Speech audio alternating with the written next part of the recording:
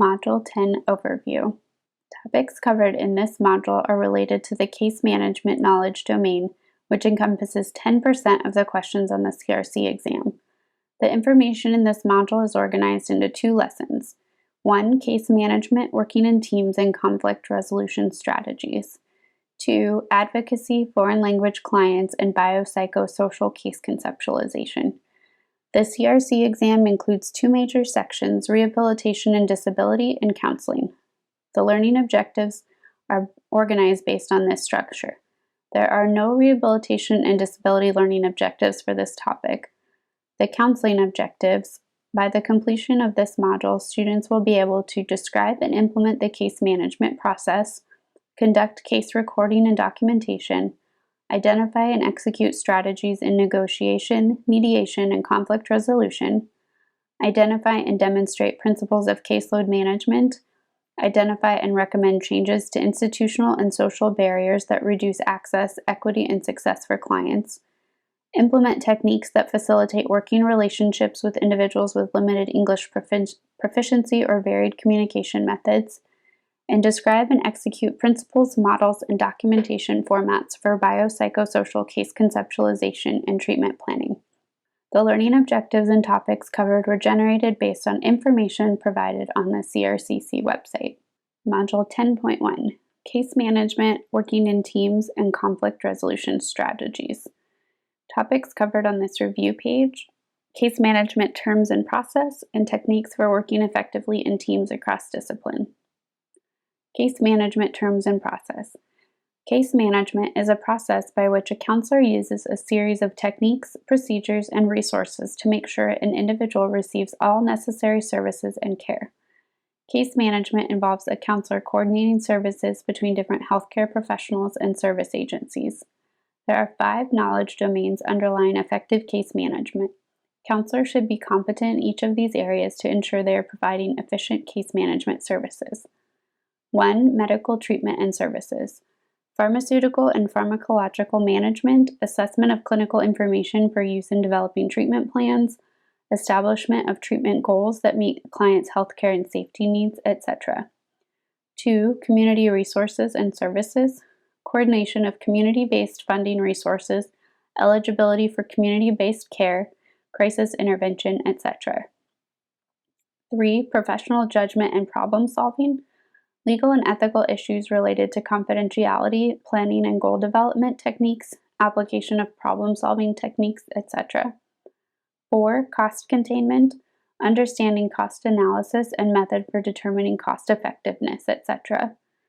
5. Psychosocial aspects of disability, theories of personality, understanding the interaction of psychological and social factors as they pertain to wellness and independence, etc. Case management procedures need to be performed with every client and every case to ensure quality of VR services. First, counselors should assess the individual's specific needs. Next, the counselor should determine if they are able to fulfill those needs or if additional service providers or agencies are needed. If additional services are needed, the counselor should begin to identify which service providers or agencies are best suited to fulfill the individual's needs.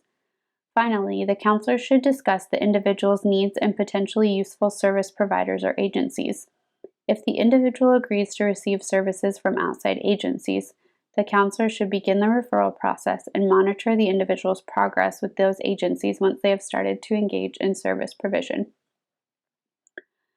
Case recording and documentation is critical for both clinical and legal reasons. Records are any physical recordings made of information related to a counselor's professional practice.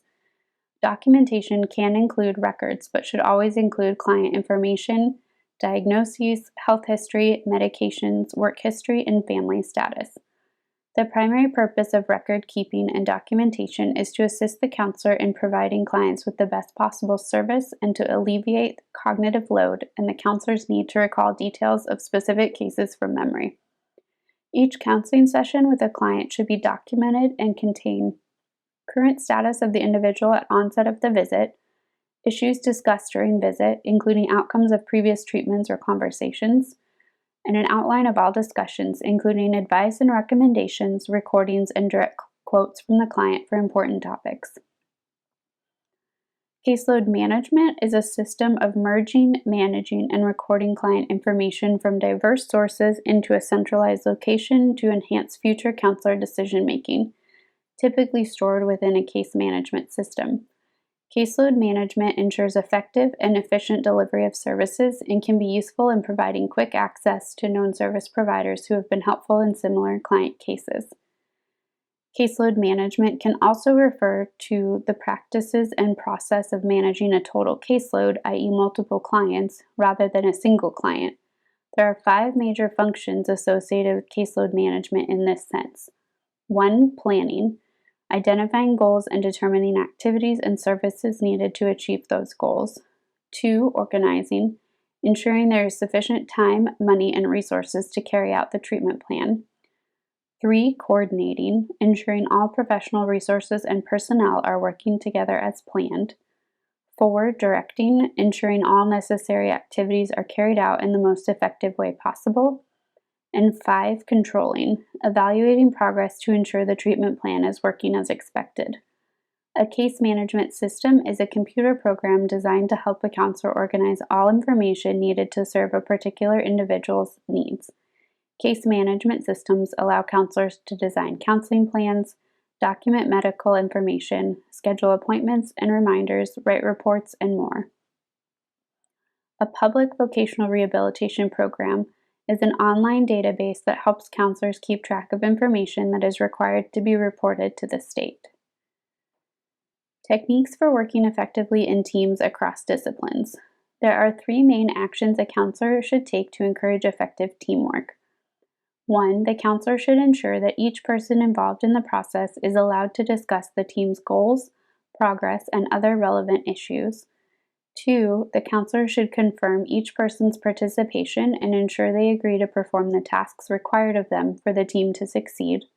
And 3. The counselor should ensure each person fully understands their role on the team, tasks they are expected to perform, and the timeline in which they are expected to perform them. Common teamwork problems include a negative atmosphere, occurs when team members behave as if their efforts are going to fail, exercise more control over team members than they should, or distract the team from their goals. A lack of cohesion occurs when members of the team spend more time debating roles, goals, or methods, thereby making it difficult to achieve results. And a lack of purpose exists when a team member is attempting to achieve different goals than the rest of the team, or the team does not have agreed upon goals. Counselors can use conflict resolution techniques and team building exercises to overcome and correct a negative atmosphere, reevaluate the roles of each member to make sure their role is appropriate and understood in order to eliminate a lack of cohesion, and reevaluate or redesign the team's goals to overcome a lack of purpose. Negotiation, mediation, and conflict resolution strategies. Negotiation is a method of resolving a dispute wherein the individuals involved in the conflict agree to incorporate an outside party to hear all the facts related to each side of the dispute and make a decision. The outside party individual who hears all the facts and makes the decision is known as an arbitrator. Before incorporating an arbitrator, the individuals involved in the conflict must first reach consensualization. This is an act wherein 2 or more individuals involved in a dispute agree to work together toward a common goal rather than remain in disagreement. There are 3 main types of arbitrators that a counselor and a client may use to resolve negotiations. 1. An ad hoc arbitrator is selected by the counselor, client, employers, or other individuals with the goal of resolving the dispute. An ad hoc arbitrator may be a member of a professional arbitration organization, an independent arbitrator, and any other individual the counselor, client, employers, or other individuals involved in the dispute agree upon.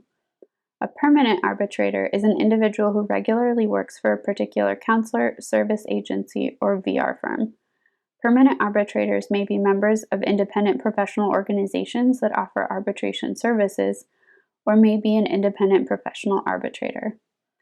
Arbitrator panels are a group of at least 3 arbitrators who have been selected by the individuals in the dispute to help resolve the dispute. Arbitrator panels most commonly contain 3 individuals and are therefore often referred to as arbitral tribunals or tripartite arbitration panels. Mediation is a method of resolving a dispute wherein the individuals involved in the conflict agree to incorporate an outside party to hear all the facts related to each side of the dispute, and then offer advice on how to resolve the issue and come to a compromise. The outside party brought in to hear the facts and offer advice is known as a mediator. To begin a mediation, individuals involved in the dispute must agree upon a mediator who will be impartial and fair in offering advice.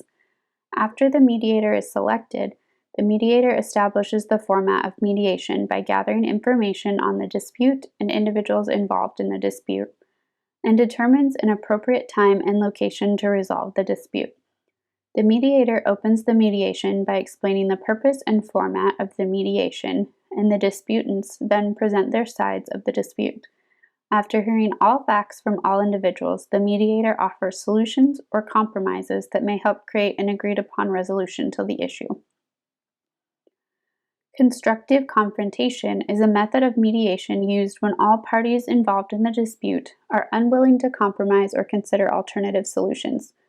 The core of constructive confrontation is the idea that individuals can be moved toward resolution if mediators first address and resolve secondary issues and then move on to addressing the main dispute. Module 10.2 Advocacy, Foreign Language Clients, and Biopsychosocial Case Conceptualization.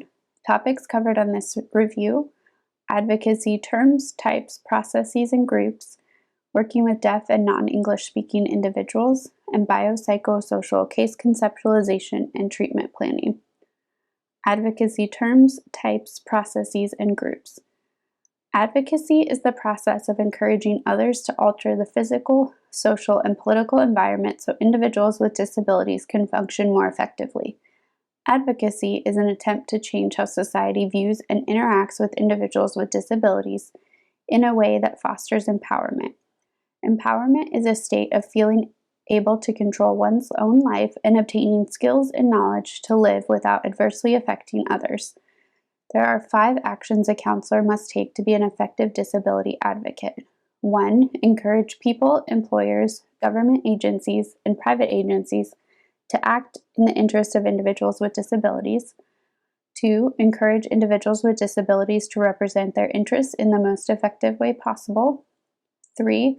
Work with employers and government agencies to identify and remove environmental barriers that prevent individuals with disabilities from functioning efficiently. 4. Ensure individuals with disabilities have access to the services they need to function. And 5. Promote designs and models that accommodate the variety of functional limitations of individuals with disabilities. There are 3 main types of advocacy. Group advocacy is an attempt made by multiple people to help an individual with a disability alter their environment to improve function. Advocacy groups may consist of disabled and non-disabled individuals alike. Self-advocacy involves an individual with a disability attempting to alter their own environment by advocating for themselves. Representative advocacy is where a counselor or other representative aids an individual with a disability in advocating for the need to alter their environment to improve function. 4 main types of advocacy groups exist. 1. Single disability, single issue groups help individuals with a specific disability handle a major problem related to that disability. 2. Single disability, multi-issue groups help individuals with a specific disability handle all or some of the problems associated with the specific disability. 3. Multi-disability, single-issue groups help an individual with a disability from a specific category handle a single problem caused by a disability. And 4. Multi-disability, multi-issue groups help an individual with a disability from a specific category handle all or some of the problems caused by a disability. Specific advocacy groups of note: American Association of People with Disabilities, AAPD, is a multi-disability, multi-issue group that addresses accessibility, career development, equal employment opportunities, civil rights, and other topics related to rights for individuals with disabilities. The American Disabled for Accessible Public Transit, ADAPT, multi-disability, single-issue group that promotes support services to help individuals with disabilities live independently. and the Autism Society of America is a single disability multi-issue group that promotes education, public awareness, and support services for individuals with autism. Working with deaf and non-English speaking individuals. A counselor should be ready to work with individuals who do not speak English as a first language and may not have much command over the English language. To work with these individuals, counselors should first gather information about cultural attitudes, beliefs, behaviors, communication styles, and values of the individual, as well as identify any cultural factors that may affect the individual's ability to communicate. Next, counselors should assess if the individual speaks English well enough to communicate effectively. Finally, the counselor should identify and implement strategies to eliminate the language barrier, such as involving a qualified translator or interpreter as a member of the counseling team. Biopsychosocial case conceptualization and treatment planning.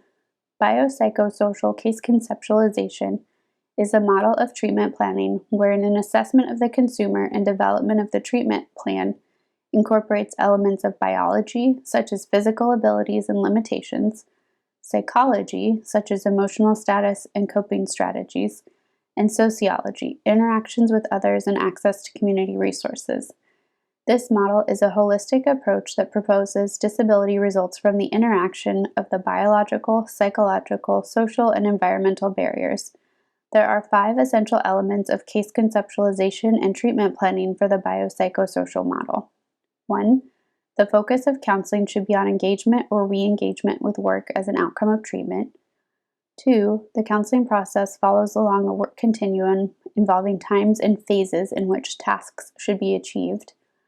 3. The counseling process involves acknowledging various health conditions or events that contribute to work disability. 4. Counseling approach is patient-centered, evidence-based, and balances both subjective and objective influences on treatment plans. And 5. Treatment intervention and services are multi-profession and/or multidisciplinary.